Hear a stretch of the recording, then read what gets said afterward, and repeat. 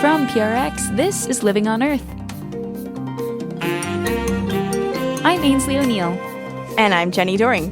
States and cities get a green light to proceed with climate cases against fossil fuel companies. Collectively, with all of these different cases, we really are talking about billions, and we may be talking about the potential for bankruptcy in these cases. That's one thing that the oil companies are arguing, is what you're going to ultimately do is drive us into bankruptcy. Also, building wildlife crossings across roads leads to all kinds of unusual questions. How does a moose comprehend traffic? What sort of tunnel appeals to a mink? Why do grizzly bears prefer crossing over highways while black bears go under? These questions had empirical answers, but they also required ecologists to think like wild animals.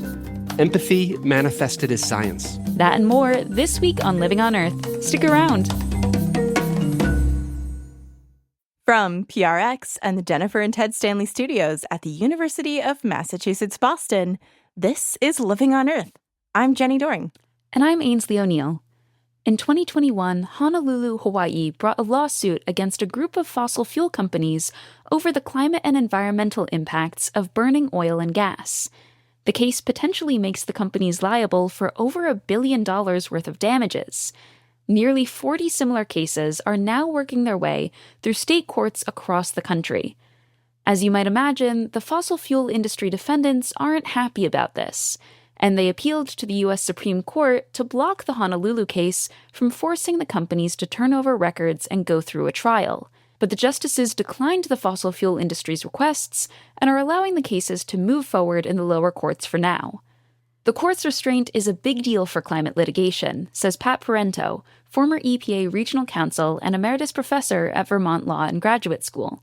And he considers the High Court's willingness to let the states and localities seek climate redress in the courts a bright spot as we head into the start of a second Trump administration, which is forecast to favor federal climate inaction. We started off with the backstory on the Hawaiian lawsuit. So this is a lawsuit filed by the city of Honolulu in Hawaii, of course, and it's filed against what we call the major oil companies, Exxon, Sunoco, and others. And it's seeking to recover the costs from climate damage that states like Hawaii and cities like Honolulu are incurring, of course, storms and droughts and heat and so forth. And the money is to be used for adaptation. It's not one of the typical climate cases where you're trying to reduce emissions. It's a case where saying the emissions are continuing and they're doing a lot of damage, and the companies that are responsible for marketing and selling the products that are causing climate change need to bear some of the costs, not all of the costs, but some of the costs of dealing with the impacts from climate change. There's about 40 similar cases around the country. How does this case differ from, say, the case in Massachusetts alleging that Exxon misled consumers and investors about climate risks? Right. So there are some similarities. That particular point of deception is present in the Honolulu case as well. But Honolulu is arguing a lot of other theories, including things like public nuisance and strict liability, whereas the Massachusetts case is really focused on that consumer protection aspect and on false advertising. And what it's seeking in Massachusetts is penalties and, of course, an acknowledgement of the company that they haven't been entirely forthcoming and honest about the way they've marketed their products, and also something called disgorgement of profits, ill-gotten gains, as we call it in the law. So they're similar in some ways, but also very different in terms of the amount of money that's being sought. Well, so Pat, what are the fossil fuel companies' responses to these allegations and claims? Right. So the oil companies are saying a number of things. First of all, they're saying the only remedy for climate change is really through the legislative process. That's one of their main arguments, that the courts shouldn't be involved in adjudicating controversies over a global problem where pretty much everybody's responsible. That's another one of their arguments. And where the solutions are really difficult and complicated because we can't stop burning fossil fuels overnight. And it's going to take a long time to transition away to other sources of energy. And it's going to take money and investments and policies And these cases, they argue, don't accomplish any of that. They're trying to punish the oil companies. They're trying to single out individual companies for a problem that everybody is responsible for globally. And that the states shouldn't be bringing these lawsuits because these are transboundary pollution issues. They don't involve any one state. They don't even involve any one country, which is all true. But what they're not willing to accept is that they do bear some responsibility for marketing products and, of course, reaping significant profits over time for a product that has turned out to be causing pollution that's resulting in the kinds of horrendous scenes that we're seeing today in Los Angeles. Now, Pat, what do you make of the Supreme Court decision to not take the case? Is it them saying it's better left to the states, or is it kind of a stopgap until it gets brought back to the Supreme Court? Right. Yeah, they didn't say it's better left to the. They didn't say anything. They didn't say it was better left to the states. When they deny review, they just issue an order and there's no opinion. So the only thing you can say is this, that the Supreme Court didn't think that now was the time for them to just step into the controversy. It doesn't mean that the controversy has gone away, and it doesn't mean that the oil companies won't be back someday, once again petitioning the Supreme Court to hear their arguments. It just means that for now, importantly, these cases can go to trial. And that means that the states and cities can put on the kind of evidence to show what exactly the companies have done and what the consequences have been and the costs that have been incurred as a result of that. States are going to have to prove all of this, of course. Nothing's been proven yet, and no judgments have been issued yet. So there's a long way to go before we have an actual verdict and a figure that the companies are going to be forced to pay.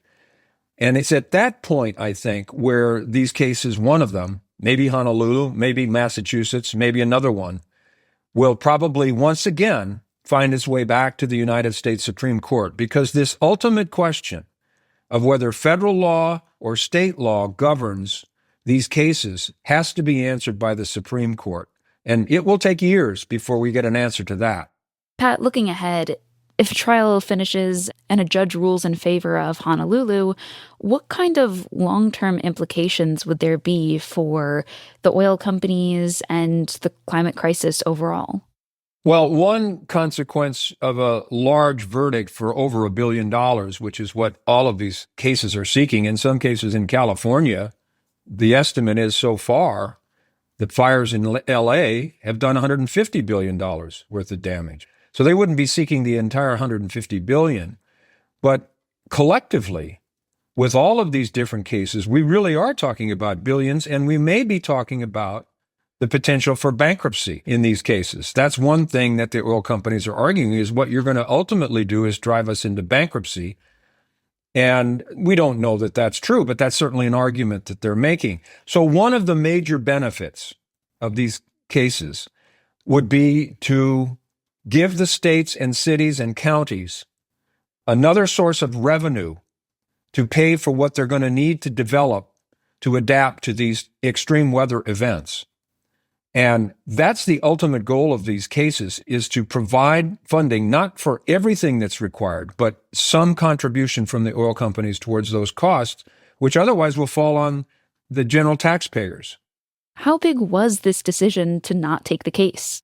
Well, it was big because if they had taken the case at a minimum, it would have frozen all these cases in place for over a year, because it takes the Supreme Court a year from the time it agrees to review a case to all of the briefing that's required, an oral argument that wouldn't occur until the fall of this year, and a decision that probably wouldn't be issued until 2026. So for that period of time, nothing would happen in all these cases. They'd be frozen.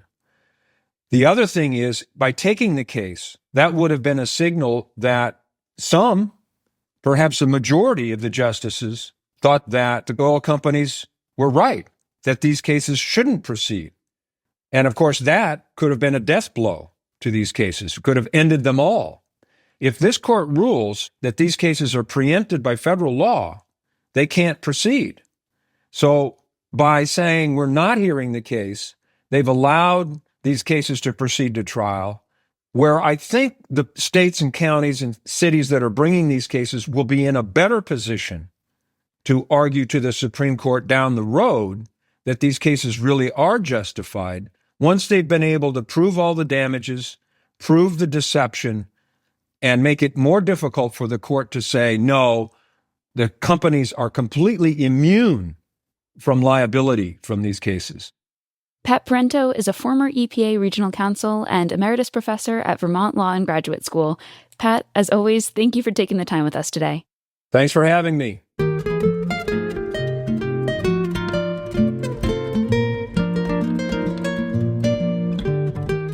Coming up, after a wildfire burned nearly all of a redwood forest, the trees survived thanks to stored energy. Some of these carbon reserves were on the order of 50 to 100 years old. What that means is that carbon that was photosynthesized from the atmosphere, potentially back in the 1940s, is being used to regrow new leaves now after fire. Looking to nature for signs of hope amid the ashes. Stay tuned to Living on Earth. If you're one of Living on Earth's listener supporters, or if you've been considering a donation to LOE, this message is for you. As a nonprofit news organization, listener support is vital to LOE's weekly effort to bring you up-to-date environmental news and information. Your gift to LOE makes a difference and makes our work possible. So thank you.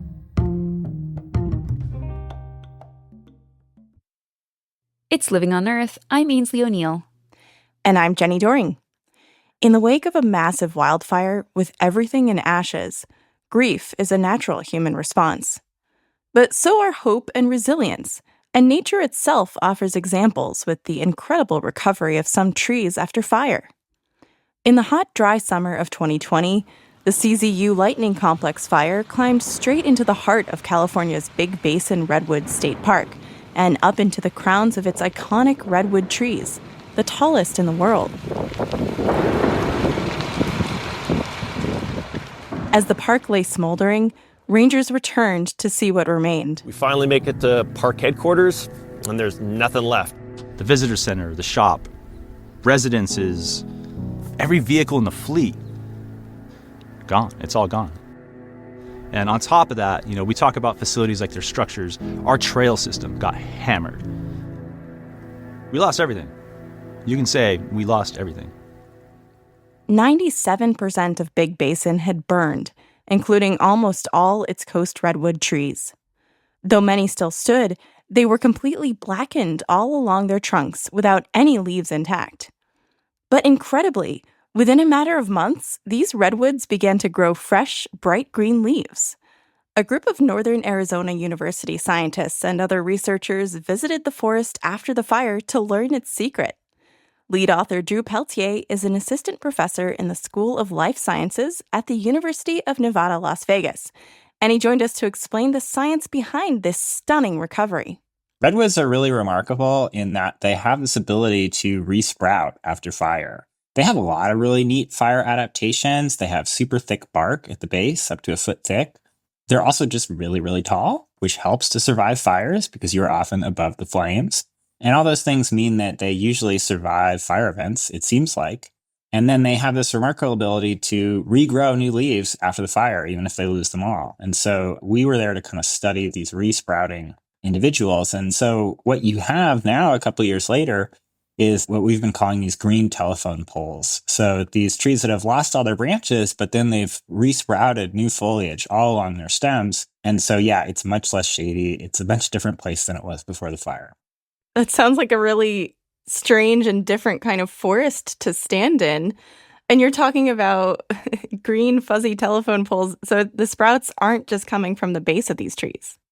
No, these trees resprouted from everywhere, from the roots, from the stems, from branches if they manage to keep some of them. It's really kind of all over these trees. They produced a really gigantic amount of new foliage from these buds that they maintain. And so it seems like they were really primed to very rapidly recover after this fire event. So tell me about this transformation. I mean, given this devastation with, this intense fire that went all the way up into the crown and burned all of the green needles, for these trees to then have all of this new green growth, How is this happening? Yeah, so the way that these trees do this is there are kind of two key adaptations that our study was really about. The first is that, well, they store a lot of energy because you need energy to grow. And when you don't have any leaves as a tree, you're not bringing in any new energy through photosynthesis. And so one of the things we did was to look at sort of the age, essentially, of those energy reserves or carbon reserves. And basically, that's just in the form of things like sugars and starch. And so by using this process called radiocarbon dating, we were able to estimate that some of these carbon reserves were on the order of 50 to 100 years old. So to think about that another way, what that means is that carbon that was photosynthesized from the atmosphere, potentially back in the 1940s and 50s, is being used to regrow new leaves now after fire. So really, really long-term storage of energy. And kind of the second part of that is they have to have the anatomical tissues to grow these new leaves. And so the other really amazing thing that we found is when you look in the wood underneath these little sprouts coming out of the stem, what we saw was a line going all the way to the center of the tree, which basically means that these sprouts arose from really ancient bud tissue. So buds that were sort of as old almost as the tree itself, which in some cases could be thousands of years. So that's just sort of shocking to us. It's just this really long-term preservation of bud tissue. And those two things together, really large amounts of very old carbon reserves and lots of really ancient buds, means these trees were very prepared in a sense. And it sounds like if these buds are just sprouting now, all this time they've been lying dormant. They go all the way back to, in some cases, when that tree first sprouted. So somehow it sounds like the tree knew, this is my savings account. I need to keep this around in case I need it someday. And this is the moment. Yeah, I mean, I guess that's one way to think about it for sure. A useful comparison, I think, is to the giant sequoia in California. So these are the other giant tree species that lives in California. They unfortunately do not have this ability to do this resprouting thing. And a lot of those trees actually burned as well in 2020 and also in 2021. And those two fire events combined, I think, killed around 15% of the largest giant sequoia in California. So 15% of the largest giant sequoia on Earth, because essentially when those trees lose all their leaves, that's kind of it. It's game over. So this resprouting adaptation, this maintenance of buds for really long time periods, is a super important adaptation, it seems like, to extreme wildfire. So not all trees can do this. Definitely not. It's pretty common in, what we call broadleaf trees, what you think about in the East with the autumn colors, things like maples and hickory. Lots of those trees, particularly oaks, will resprout from the base. It's almost entirely absent in pines, and it seems to be a thing in the Cupressaceae. So this is stuff like junipers, cypress, redwood. So you mentioned these carbon stores that are really old. That's the way that these trees were able to grow new tissue, new green needles after this fire. Where exactly are they storing this and how? Yeah, so everywhere is the answer to that question. In all living cells. Animals have fat cells. That's how, you and I and my dog store our energy. But plants do not have that. Some of them store lipids, but mostly they store energy in the form of sugars and starches. And those are stored pretty much throughout the tree. Some trees have specialized below ground organs, but in redwoods, it's everywhere in living cells. So in branches, in leaves, in the stem, in roots. But the oldest reserves seem to be in really, really deep tree rings. So how did you actually figure out how old these stored carbon reserves were? Yeah, so we did a bunch of sampling for this study, but the main thing we did was simply just to collect some of these little sprouts. So Lissy Enright, who's a co-author on our paper, was out there in just a couple of months after the fire, and she covered parts of the bark, basically, to keep those sprouts from photosynthesizing. So they only were drawing on stored carbon reserves. And then we just sort of clipped them when they got big enough and used them for analysis. And so the way that we actually figure out the age of the reserves that were used to build those sprouts, it's based on what's called radiocarbon dating. And so the way to think about this is kind of by using a bookmark. And the bookmark in time is basically atmospheric bomb testing in the 50s and 60s. And so, this was a pretty strange period in human history. But one thing that did happen was we basically doubled the concentration of radiocarbon in the atmosphere. Since that time, we've stopped testing nuclear bombs in the atmosphere, which is great. And so as a result, that concentration of radiocarbon has dropped off over time. And so what we can do is simply just look at the carbon that's in this little sprout and see how much radiocarbon is there now using what's called accelerator mass spectrometry. And by comparing it to that kind of annual record that we have of radiocarbon, we can estimate how old it is. And so I say how old, but what I really mean is that's a measure of how long it's been since that carbon was photosynthesized from the atmosphere. It's a measure of sort of how long that sugar has been sitting in that tree before it was used. So how does your research add to previous knowledge of tree growth? So we have a lot of models of the global climate system, what are called dynamic global vegetation models or terrestrial vegetation models. And a lot of these make certain assumptions about how tree growth works, because tree growth is a really important process in the global carbon cycle. Forests pull huge amounts of carbon out of the atmosphere every single year. And so kind of having a good handle of that and being able to predict that process going forward is a really important constraint on atmospheric carbon dioxide, basically. One assumption of many, many models about how tree growth works is that there's basically little or no storage of photosynthate or carbon reserves over time.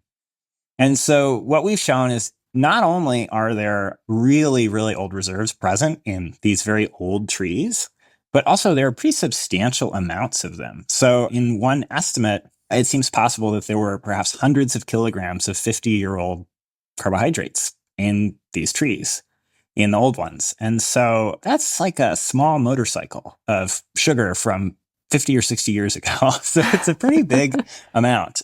Yeah, that is fascinating. So not only is this a story about how these forests are being affected by climate change-induced impacts like wildfires that are getting worse, but also we're learning potentially how we can improve our climate models. Definitely. There's more and more research that I'm doing, at least. This is something that I work on that basically shows that trees have this so-called memory of past climate, and they respond to their environment over really long timescales because they live a really long time.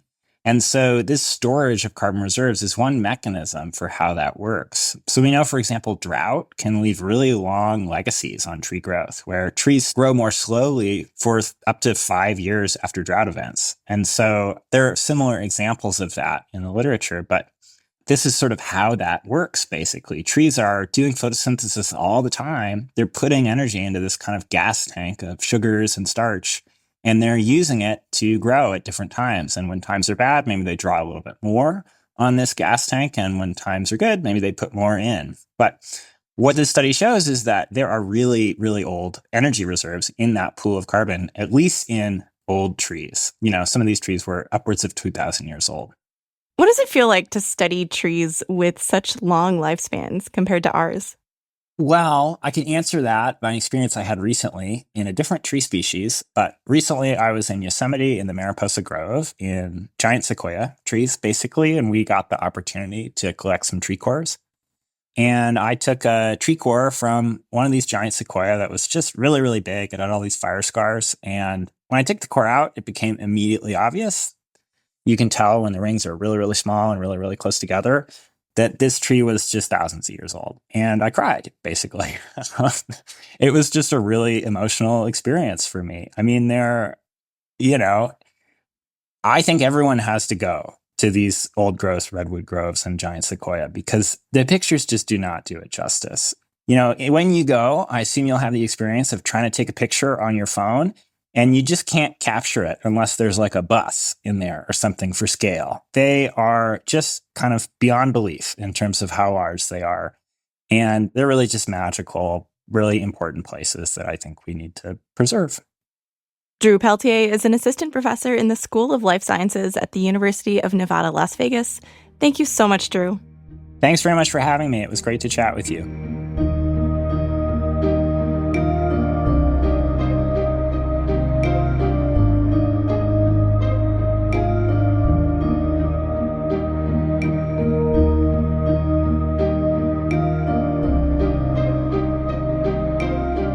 Alongside the long-term trend of climate disruption, there are climate patterns that can enhance or sometimes mask the overall warming climate. One of these cycles is a phenomenon known as the El Niño Southern Oscillation. El Nino is Spanish for little boy, and it's called that because it usually arises in the Pacific Ocean off the coast of South America, sometime around the longest day of the year in the Southern Hemisphere. That's also right around when Christians celebrate the birth of the Christ child. Some years, warmer than average temperatures spell an El Nino, and in others, colder than average temperatures mean a La Niña. And Ainsley, you've been taking a look into the news that we've just entered La Niña and what that means for the climate. So, what did you find? Yeah, Jenny, we've just recently dipped from neutral territory into a weak La Niña, meaning that the sea surface temperature is 0.5 degrees Celsius colder than average. When seas are 1 degree colder than usual, that's a moderate La Niña, and so on and so forth. Okay, so if we're in a weak La Niña, it must not be that intense right now. Right, although, as with everything, it's a little more complicated. Climate expert Kevin Trenberth is now retired from a career with the U.S. National Center for Atmospheric Research, and he wrote to me that in many ways it actually looks like a more moderate La Niña, because the rest of the sea temperatures are above what we consider normal due to the warming planet. Makes sense. What's average is changing now. So what does this La Niña mean for the weather we see not just in the ocean but on land? Well, one of these events dictates a lot regarding rainfall patterns. So in North America, we're seeing wetter conditions in the Pacific Northwest and up to British Columbia, and drier conditions in the American Southwest. And there would also be an impact on temperature, right? Yeah, generally speaking, winter temperatures are going to be cooler than normal in the northern U.S. and warmer than normal in the southern U.S. Those changes are at their peak between November and February, which is why you'll usually see one of these events listed under 2 years. And the cold La Niña events will often double or even triple dip, lasting for 2 or 3 years, but El Niño tends to stick to 1. I can't help but think that La Niña, with its hotter, drier weather, doesn't sound like good news for Southern California and the terrible wildfires there right now. No, not at all. And of course, this La Niña is unfolding in an ever-changing climate. That's right. And while scientists aren't sure exactly how climate disruption is impacting the El Niño-La Niña cycle, warming global temperatures are definitely resulting in more intense effects of an El Niño or La Niña. Droughts are drier, rainy seasons are wetter. And just because La Niña means colder than average ocean surface temperatures doesn't mean that it's reversing global warming or anything. If you look at the NOAA data, you can see that the ocean surface temperatures during recent La Niña years are actually warmer than for the El Niño years in earlier decades. So La Niña won't necessarily bring a reprieve from the record-breaking temperatures we saw in 2024. Nope. So we are likely in for another very hot year in 2025. Indeed.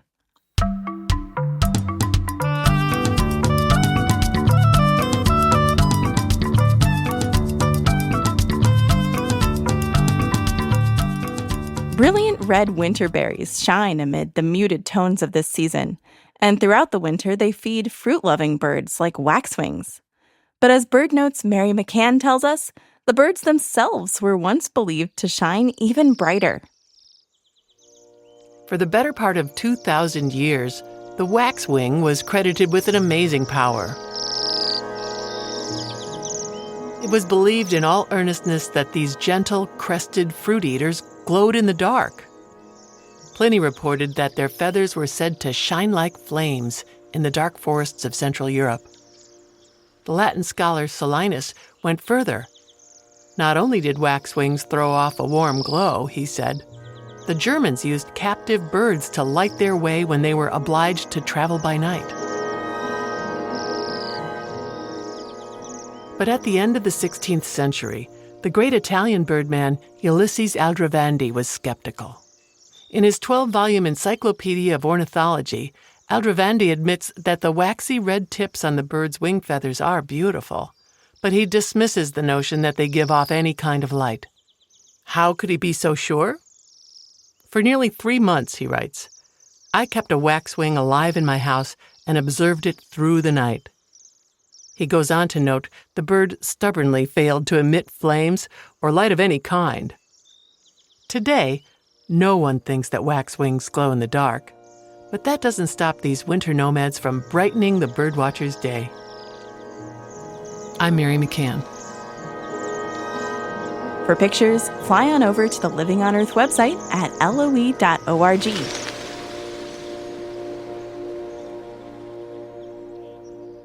Just ahead, making roads safer for wild animals. Keep listening to Living on Earth.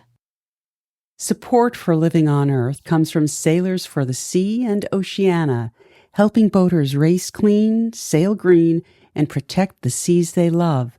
More information at sailorsforthesea.org. Here at Living on Earth, we work hard each and every week to bring you the most relevant and compelling environmental news. As a nonprofit organization, we count on you to help. Listener support is key to sustaining the environmental news gathering and reporting that you rely on. Please consider doing your part to support Living on Earth.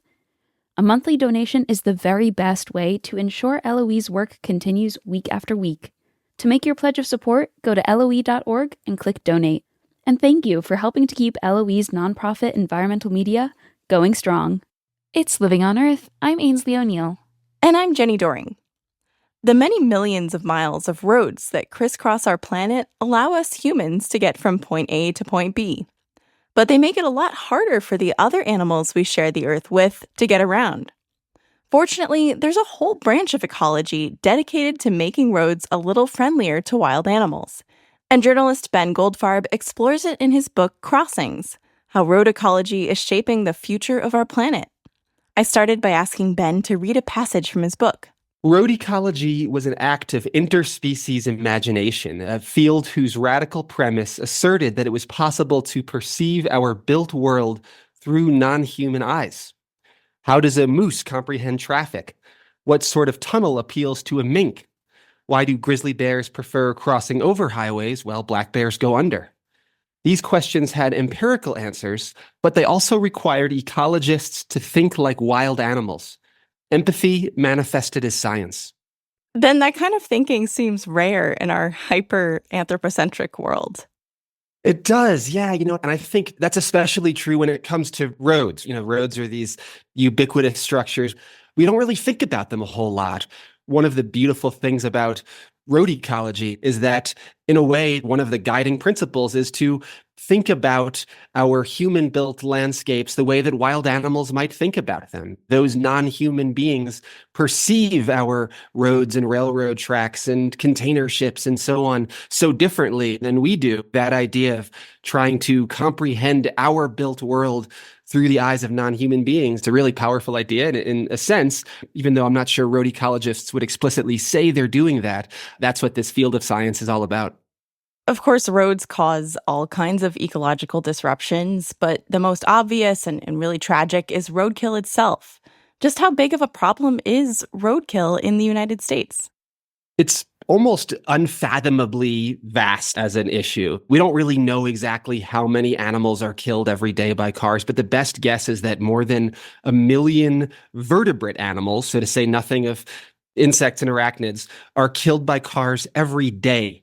I think we have this way of saying, well, look, lots of common animals like gray squirrels and raccoons and white-tailed deer are being hit by cars, but there are a lot of squirrels and raccoons out there. So yes, it's sad for those individual animals, but it's not really a conservation crisis because logically enough, the animals that we see dead on the highway are the common animals. But there are lots of threatened and endangered species too, like Florida panthers and ocelots and tiger salamanders, for which roadkill is the leading source of mortality. There are many, many species in the US and around the world that we're literally driving to extinction.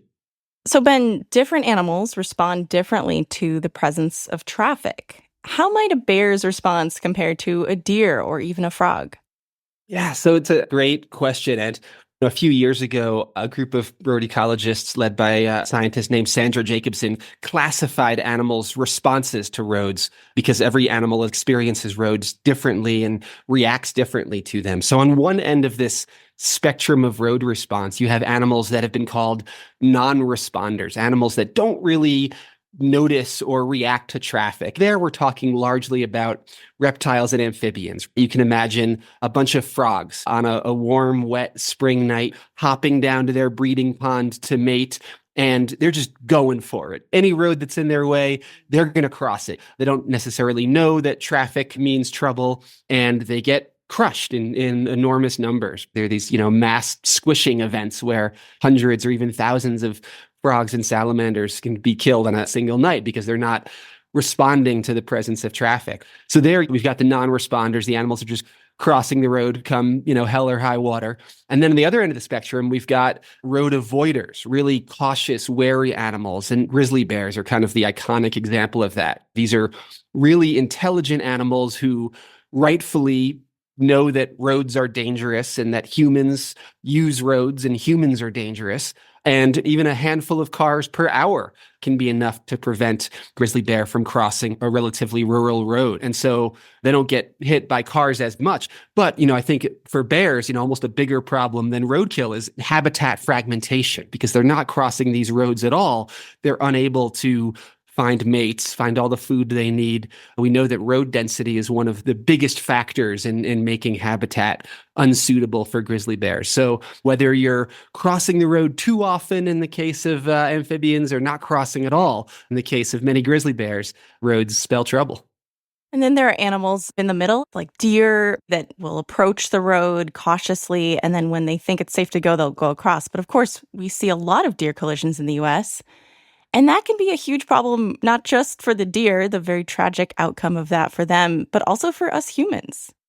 Absolutely. Yeah. So deer scientists have called speeders, which means that they're looking for these little gaps in traffic that they can run through. And of course, they don't always gauge those gaps perfectly. And obviously, deer collisions are the result of that. There's something like a deer collision every 30 seconds in the US. Large animal collisions collectively cost society more than $8 billion in hospital bills and vehicle repairs and insurance costs and so on. And hundreds of drivers die every year in deer crashes and other large animal crashes. The white-tailed deer is the single most dangerous wild animal in North America.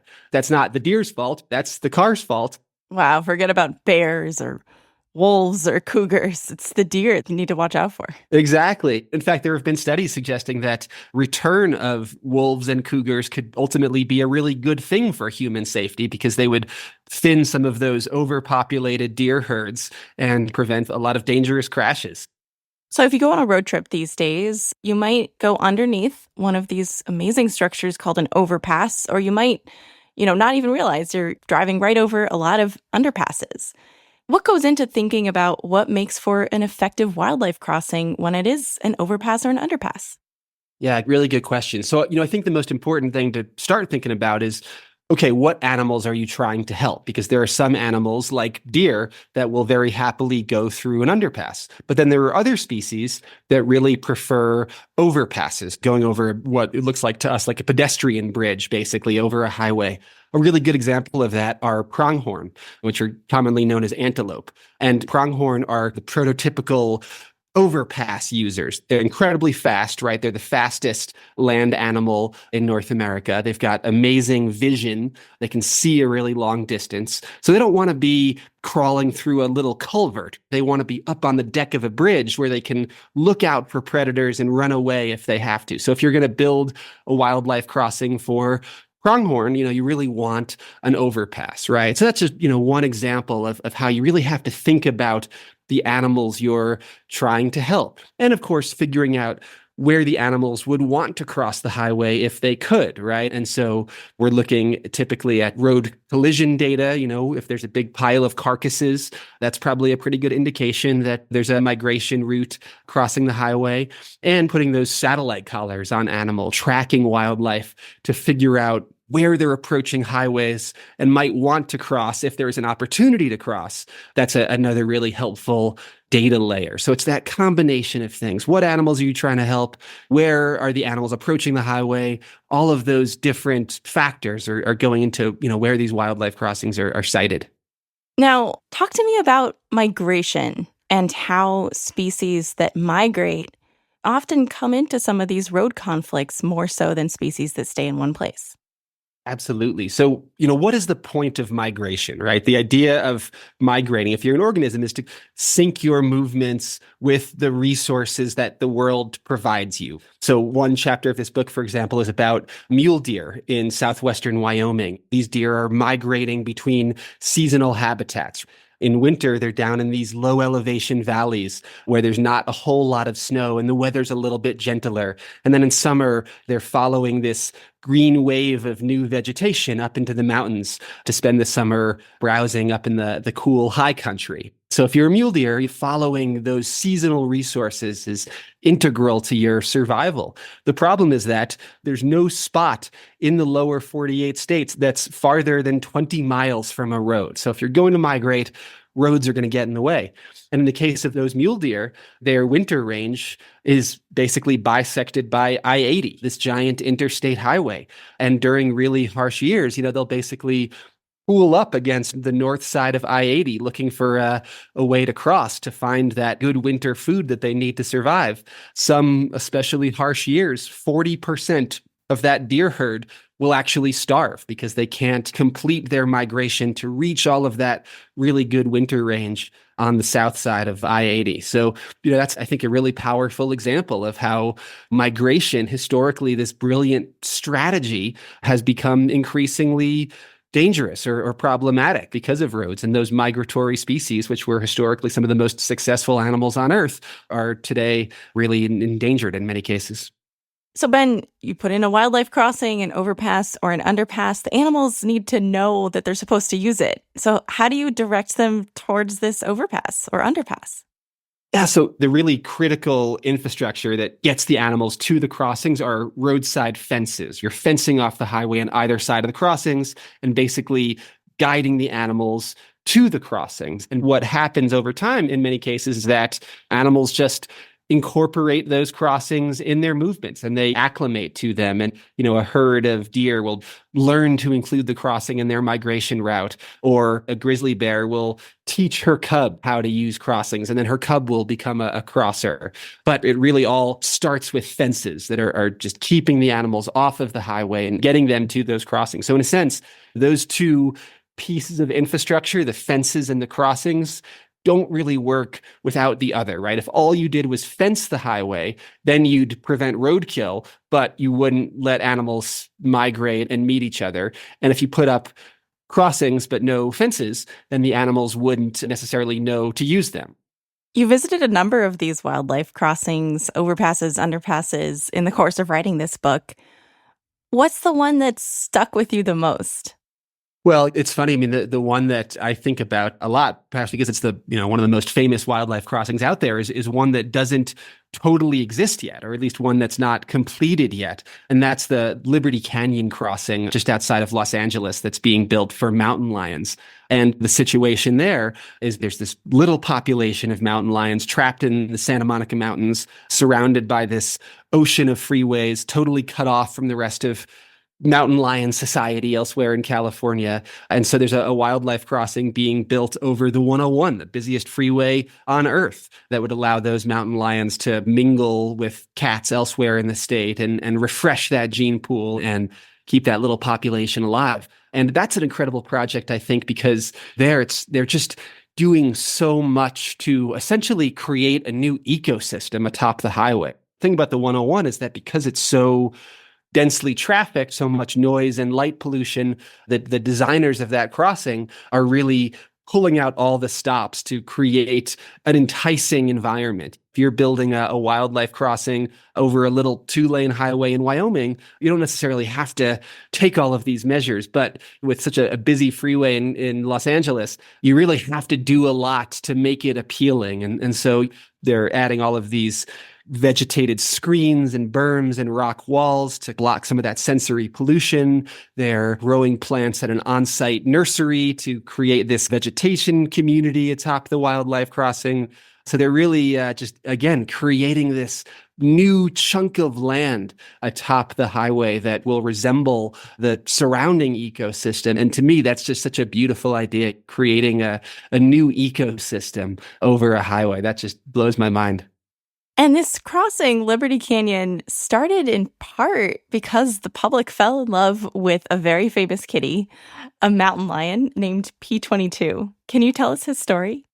Right. So P22 is the poster cat for this whole project. And so P22 was born in the Santa Monica Mountains, this little patch of habitat isolated by freeways. And he was, one of the only cats that managed to get out of there. He managed to cross the 101 and the 405, these two incredibly busy freeways somehow. Nobody's quite sure how he did it. And he ended up in Griffith Park, which is this, tiny little island of wildness, really in Los Angeles proper. That's where the LA Zoo is and the Hollywood sign. And P22 lived there successfully for many years. He never bothered people. He hunted deer and raccoons at night.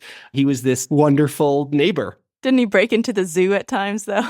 He did kill a koala in the zoo. I think that's actually kind of incredible. I think in many places they would have said, oh, we can't have this wild big cat menacing our precious zoo animals. But, instead, to Los Angeles' credit, they said, well, we'll just sort of fortify the zoo itself and we'll let P22 do his thing. And so he really captured people's imagination.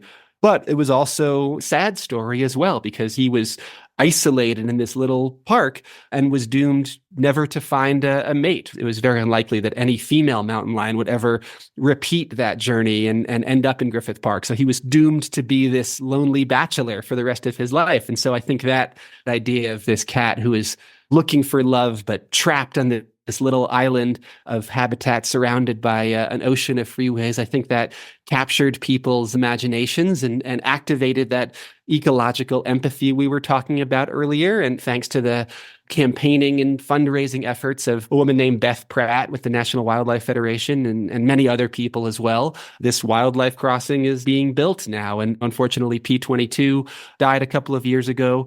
He was actually hit by a car and injured, had to be euthanized. But this wildlife crossing is going to help his literal flesh and blood family members who still live in the Santa Monica Mountains. So it's, I think a pretty incredible example of how a charismatic animal can really galvanize public support. And by the way, how much is this wildlife crossing going to cost in the end, and when will it be ready? Yeah, it's going to end up being over $90 million, in part, again, because, it is the largest one ever being built, and they really are pulling out all the stops. That's a pretty atypical price tag for wildlife crossings. Typically with an overpass, we're talking more like $8 to $10 million. So definitely don't want people to see the $90 million price tag and say, oh, well, they all cost that, because the Liberty Canyon crossing really is exceptional, very unusual. And last I heard, it'll be complete in early 2026. Now, of course, most of your book focuses on what's happening here in the US, but you also do travel to other countries. What have you seen in terms of who's at the forefront of this field of road ecology and making sure that the environment more safely interacts with our roads? It's interesting. Here in the US, we have this very calcified highway system, right? We built our highways in the 1960s and 70s, at least, our big interstates, before we fully recognized what a gigantic problem we were creating for wildlife. So most of the work that we're doing here in the US is basically retrofitting, right? Adding wildlife crossings here and there. Whereas other countries, especially developing countries that are building out their highway infrastructure now, they can do it right from the get-go. India is a really good example of that. And in some places, India has built highways up on these concrete pillars. So the whole highway is elevated above the forest floor, and tigers and elephants and other animals can wander back and forth unimpeded. So the great challenge is that a lot of these countries that are building their highways now aren't necessarily doing that. We're in the middle of this period that the ecologist Bill Lawrence has called the infrastructure tsunami, this wave of new construction that's sweeping across the planet, especially in places like India and Nepal and Brazil, some of the most biodiverse countries on Earth. And just the sheer number of highways that are being built right now, I think, really threatens to overwhelm nature. So we're at this critical point in the history of infrastructure where we're building more of it now than ever. It's really the primary threat to so many different species, especially in the tropics. And we really need to get it right, because obviously some amount of highway building is unavoidable and even desirable. But how can we do that in a way that doesn't totally sacrifice nature? I think that's one of the next great challenges in human history. Ben Goldfarb is an environmental journalist and the author of Crossings, How Road Ecology is Shaping the Future of Our Planet. Thank you so much, Ben. Thanks, Jenny. It's great to be here.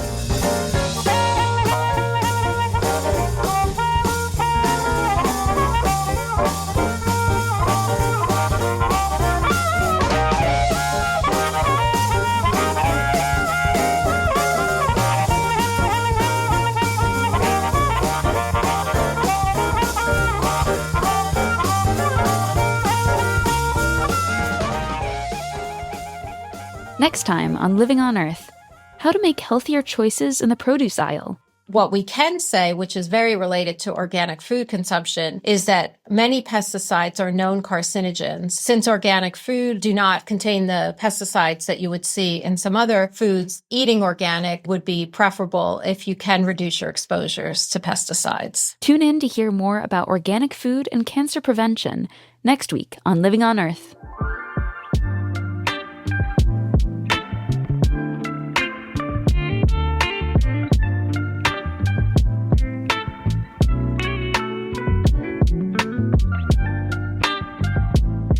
Living on Earth is produced by the World Media Foundation.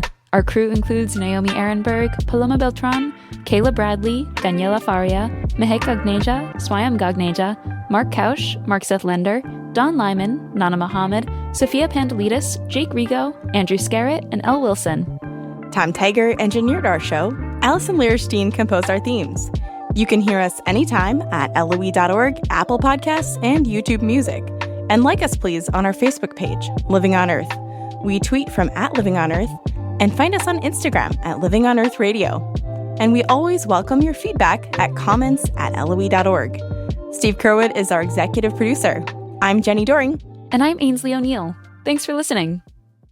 Funding for Living on Earth comes from you, our listeners, and from the University of Massachusetts Boston, in association with its School for the Environment, developing the next generation of environmental leaders, and from the Grantham Foundation for the Protection of the Environment, supporting strategic communications and collaboration in solving the world's most pressing environmental problems. PRX.